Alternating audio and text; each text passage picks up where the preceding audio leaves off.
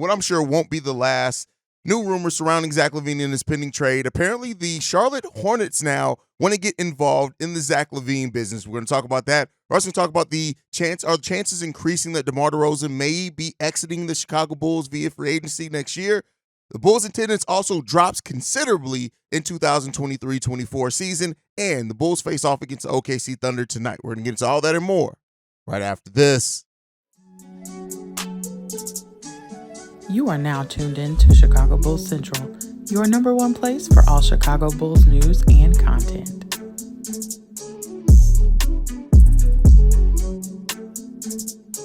What's going on, Bulls fans? Welcome to another episode of Chicago Bulls Central, your number one spot for everything Chicago Bulls related. I'm the host, Haize, but more importantly, you guys can follow the channel at Bulls Central Pod on every single social media platform we happen to be on. With that being said, let's go ahead and get into the content for today. So the Charlotte Hornets came out late yesterday. The Charlotte Hornets are reportedly interested in Zach LaVine. So the questions that now have naturally arisen from Bulls fans is, what can the Charlotte Hornets offer for Zach LaVine? Now, there have been some really one-sided rumors that have come out there since then. That's expected to happen anytime you have a player that everybody knows is kind of being shopped. But when it comes down to it, now Bulls fans are starting to ask, is Brandon Miller, or would he be on the table for the Chicago Bulls? And while, the Bulls fan in me wants to think that the Charlotte Hornets could get involved with Brandon Miller being involved in the trade, I really don't know if they will. And the reason why I say that is the Charlotte Hornets are, much like the Chicago Bulls, are almost never a free agent destination. And one of the best chances that the Charlotte Hornets have to increase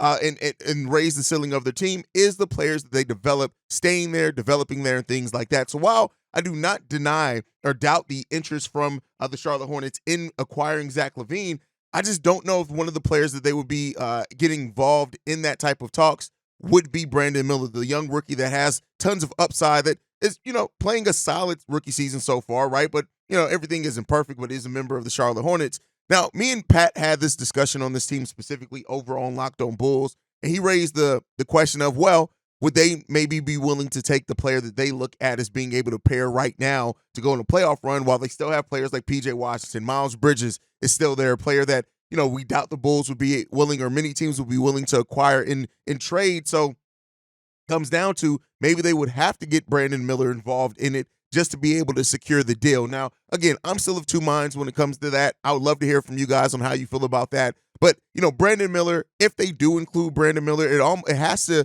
jump right towards the top of the list of teams that the Bulls would be kind of perfect trade partners for. Now, the reason why I say that is that when you look at the upside that you be getting in Brandon Miller, is he a better player than Zach LaVine, or even at the level of Zach LaVine right now? No, but he is a player that theoretically is at a position of need, can play that 3 or that 4 theoretically, right? Modern day NBA, he may eventually go to the 4, but we'll see what happens with that. He can stretch the floor. He has the potential to be a 3-level scorer, and the upside of Brandon Miller is through the wazoo, right? And then also when you look at the Charlotte Hornets, they have picks that they can offer. They own all their first-round picks after 2025. There's some protections on it with the San Antonio Spurs in both 2024, 2025. So those picks can't be moved. So they can also offer the first-round picks for the Chicago Bulls that theoretically they could want. One of the things that we've heard is the Bulls want a young player, a first-round pick, if not multiple first-round picks, and veterans to match salary. The Charlotte Hornets do fit that category in basically every stretch of the imagination, especially if they're willing to put Brandon Miller on the table. Now, if they're not willing to put Brandon Miller on the table, they still can put together a solid deal, right? You got to look at either Terry Rozier or Gordon Hayward are going to absolutely be in those talks as the veteran pieces to make the salaries work. Then you have P.J. Washington, who you can include in that as well. Of course, Brandon Miller. Miles Bridges, technically, I doubt that the Bulls would be interested there just because AK typically doesn't go after people with character concerns. But then you still got Cody Martin, who can be added to that. Book Knight, who was, I think, 11th overall pick, if I'm not mistaken in that. Maybe I'm tripping on that one. Yeah, he was 11th overall pick. So, and he comes in at the shooting guard position, 23 years old. So maybe Book Knight. So they have the combination of young players that they can bring in. They have the salaries that they can match. They have the first round picks where they can offer. Would it happen though? Right? That's the biggest thing. You guys know I'm not here to sell any dreams. It just comes down to this. I've said this before. I say this every time the Zach LaVine things come on. the front office has to win this Zach LaVine trade. And by that, I don't necessarily mean that they're going to walk away with the best player out the deal. No, that's probably going to be Zach LaVine. And very rarely when you're trading a former All-Star do you get a player back that immediately is right at that same level. But they could eventually win that trade as far as the long-term ability of it and what the pieces bring in. Now, keep in mind, the Bulls don't have any open roster spots. So I think we've talked about this Zach LaVine trade as if it's going to be just Zach LaVine for all these pieces coming back. Keep in mind, the Bulls don't have very many open roster spots, and they're going to have to move probably multiple players in a deal that sends out Zach LaVine. Who they're going to send out in that, that could be. And maybe if the Bulls do include a Patrick Williams in this trade, maybe you do get a Brandon Miller back because then maybe the Charlotte Hornets are looking at maybe we can get something out of Patrick Williams. So that's kind of the way that my mind went on it. Again, I'm not the biggest. I don't really like doing the clickbaity trade talks or, this deal for this one. I like to talk about the possibilities. And so the Charlotte Hornets theoretically can match the salary. They have some young talent down there. They got first-round picks. So if a deal is to be done between the Chicago Bulls and the Charlotte Hornets, hey, you just never know. The framework could potentially be there. But in talking about one player that we all kind of expect is on his way out, the questions still are surrounding DeMar DeRozan on what is his future with the Chicago Bulls, if any. Last we've heard is that he still wants to re-sign with the Chicago Bulls, but is trying to wait to see how this Zach LaVine trade shakes out and the directions of the roster at that point in time. And it kind of makes sense for DeMar DeRozan. Right now, DeMar DeRozan is this, right? And this is not to crap on DeMar because you guys know I understand what DeMar can bring to this team, and it is something that we've shown that we've needed. Probably need him to shoot a little bit more than what he has at the start of the season so far. But for the 13th time in 15 seasons, DeMar DeRozan has a below-average field goal percentage rate. And that's what effective field goal percentage. So his field goal percentage is always high, but effective field goal percentage.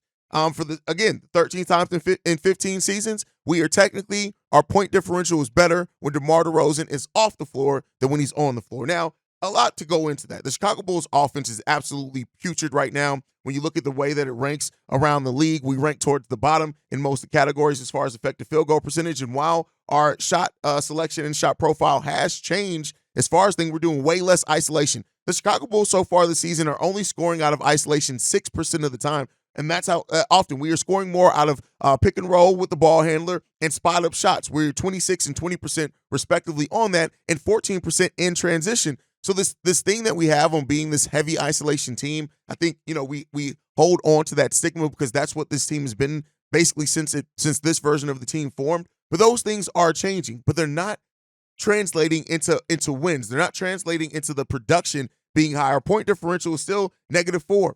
It was plus 1.3 last season. So we've technically gotten worse on that. So we've taken steps down in both ranks and the raw stats as far as our offense. And while that's not all on DeMar DeRozan, you have to start looking at things that you can do to change that direction. And betting on continuity, once again, is not going to be the case for that. And so when you look at DeMar DeRozan, and not to say that he just needs to come off the bench. I would love for DeMar to come off the bench. I understand that's not going to happen. Somebody who's 30 in the top 30 all time and scoring in the NBA is probably not going to take that role. But you have to ask yourself, with what is happening with DeMar, have the chances now increased that DeMar DeRozan's time with the Chicago Bulls is going to be up? And I would say, yeah, and it probably should from both standpoints. And this is why I have the opinion that the Chicago Bulls should be looking at what DeMar DeRozan's value is out on the trade market rather than lose him for nothing. And that means getting anything back. That may mean some Bulls fans being pissed off at the initial deal, but if he walks in free agency for nothing, it frees some things up in a sense, right? The Bulls could potentially have some traditional cap space at that point in time, but you're not guaranteed to be able to replace the talent at all. So, it's an interesting point that the Chicago Bulls find themselves in. Because the longer this Zach LaVine trade goes on without happening, the less time you have to then negotiate an extension with DeMar DeRozan prior to the trade deadline. Now, technically, because DeRozan is a veteran, you can reach an extension with him anytime before free agency officially opens up. But the Bulls would have to evaluate the situation scenario longer than before that. So you got to look at this trade deadline. If the Zach LaVine trade doesn't happen till the end of December or middle of January, that has now left you about 30 days that you have to figure out what you're going to do with DeMar DeRozan. Extend him, let him walk, Or if you want to trade him, you have 30 days to do so before the trade deadline. So the Bulls got some tough questions that they need to find answers to when it comes to DeMar DeRozan's future here. I think that is going to gain some clarity on whatever we do get back in a Zach LaVine trade. Like I said, I don't expect it, but if the Bulls were to get back a Brandon Miller in a Zach LaVine trade, you probably then at that point want to keep DeMar around to, again, play that mentorship role to Brandon Miller, and also help ease up some of that scoring load rather than just throw Brandon Miller in there and expect him to be your number one scorer. So there's some things with that said. Again, I don't expect the Brandon Miller deal. I just use that as an example. But this DeMar situation is one that I don't know if the Bulls have fully really grasped yet. I hope that this front office is doing that. And Bulls fans also need to come to the realization, too, is that if you do have the chance of DeMar walking away for nothing, I would say at that point it comes into acquisition, the asset acquisition mode. What can you get back for DeMar DeRozan rather than letting him walk for nothing? But that's my thought process. You guys, as always, can let me know what you think down below. If you're on the YouTube side, if you're on the podcast side, I'll let you know how to get your thoughts in by the end of the show. Now, with that said, let's move into the next topic. So the Chicago Bulls have dropped to 8th in attendance in the league. Keep in mind, 11 out of the last 13 years, the Chicago Bulls have either been number one, and more times than that it's been number one, or number two in attendance. The only times that it dropped lower than that were the COVID years. That's why I said 11 out of the last 13 years, because those COVID years were rough for everybody. Every city had different kind of COVID restrictions, so not really holding on to that one when it comes down to it. But other than that, this is the first time that the Bulls have dropped out of the top 5 in 13 years. And is that going to be what helps this ownership group and the front office take notice that Bulls fans are tired, right? And one thing that you can always bet on is that Bulls fans show up to the UC. They come from all around the country to come to the UC, to come to games. And once that starts slowing down, typically you start seeing things start waking up. Does that mean that ownership's going to sell the team, AK is going to be fired and all this? No. But one thing that we do need to see a change in is see a change in the product on the court. And even in my rant, at this point it was over a week ago, it's just that you have to be committed to winning.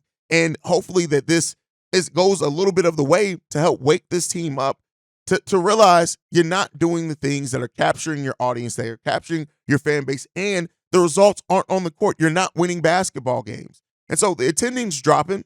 Listen, I've had my thing where I'm not necessarily one to say, hey, let's boycott this, and this, but you do have the right to show you how you're feeling with your pocketbook. And so the Bulls dropping in attendance, it can't do anything but help wake up this front office, help wake up this team to, hey, Bulls fans are tired. We're tired. And we'll see how the Bulls respond to that. Now, we do have a game today. It's game day against the OKC Thunder. We're traveling back on the road for the first time other than the Milwaukee trip in about 2 weeks. And so this is going to be, keep in mind, this was the team that we opened our season with, that started off our season, that helped force our season to start off with a players-only meeting. And this starts off a deadly road trip for the Chicago Bulls that, listen, this may be the last hurrah in the sense that this may be the last time that we see this team really have any chance to make significant movement, right? How the Bulls come out of this 17 games, the next 17 games for the Chicago Bulls are all extremely tough. That puts us to the end of the year, basically. And this stretch is going to be one that not even necessarily for play-in position or anything like that, but we may see this team break. We may see it. And it starts against the OKC Thunder. Then we have 3 more games on the road after that. Toronto, Brooklyn, Boston, all tough matchups. Then we go back home briefly against Milwaukee and the Pelicans. And then we're back on the road for a game. And then we have a little bit of a road stretch before we end the year with a 6-game home stretch as well. So shout out to the Bulls on that one. But this stretch is important. The Bulls have started off the season terribly. It just is what it is. This has not been a positive season, a positive start for the Chicago Bulls by any stretch of the imagination. And after finishing the season last year, 40-42, we are on pace to finish even worse than that this year. And so this tough stretch for the Bulls is important because the other teams around the league are going to be circling the Bulls. They're going to, as far as hoping that the Bulls go and completely decide to break up this roster, and you can have other teams picking apart pieces of this roster to add to their team. This game against the OKC Thunder is important because the Bulls can start correcting some things as far as kind of the mood around the team, right? We saw Zach LaVine smiling after a loss. He was frowning after a win.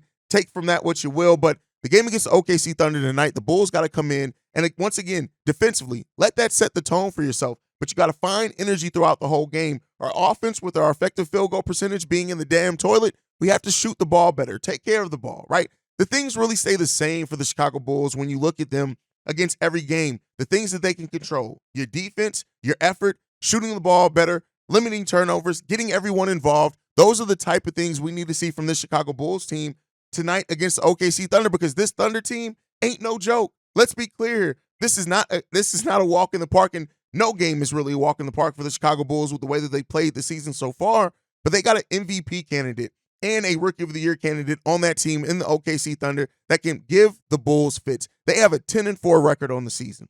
So if the Bulls aren't ready defensively, and we're going to need our bench once again to keep up the intensity throughout the whole game as well, like they've done all season for the Bulls, it's going to be important for this team to come in with that level of energy, with that level of effort, execution, to make this team possibly be able to get a win on the road against the OKC Thunder. But I want to hear from you guys. How you guys feeling about the game tonight against the Thunder? What chances are you giving the Bulls in this game against one of the teams that they just don't match up well against? Let me know all that down below. Make sure you're following the show at Bull Central Pod. You can send us any feedback, questions, comments, concerns, bullcentralpod@gmail.com. And then lastly, if you want to leave a text message and our voicemail, the number to do so, 773-270-2799. We are the number one spot for everything Chicago Bulls related, thanks to you guys. And like I like to end every episode on, go Bulls. Love you guys. See you right if you can, y'all. Peace. This has been a presentation of the Break Media.